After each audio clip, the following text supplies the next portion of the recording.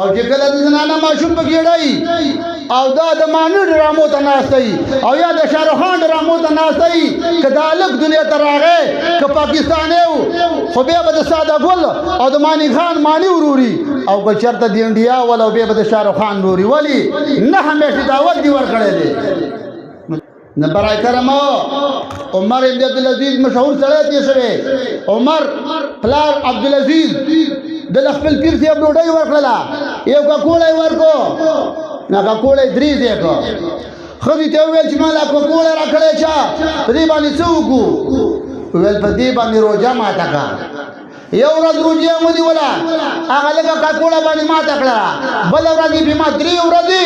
په هغه حلاله ډوډۍ باندې روژه ماته کړله په 4مه شپه باندې چې د خپلې بیبي سره میلاو شو الله وله عمر ورکړ ما تاسو کو کتابونه خود مذهب لیکي چې کله د یو زنانه ماشوم په ګیړی په تربیت خبره کو په قرآن نه په مجلس او په حدیث په علما هم ډېرې وکړلې یو زنانه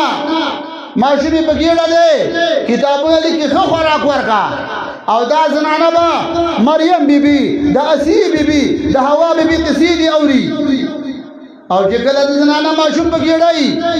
او دا د مانو ډرامو ته ناستئ او یا د شاهرخ خان ډرامو ته ناستئ که دا هلک دنیا ته راغی که پاکستانی و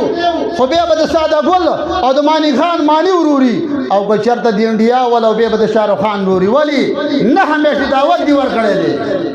نو دا خو موږ زنانو ته ونه ویل زنانو ته موږ دا نه ویله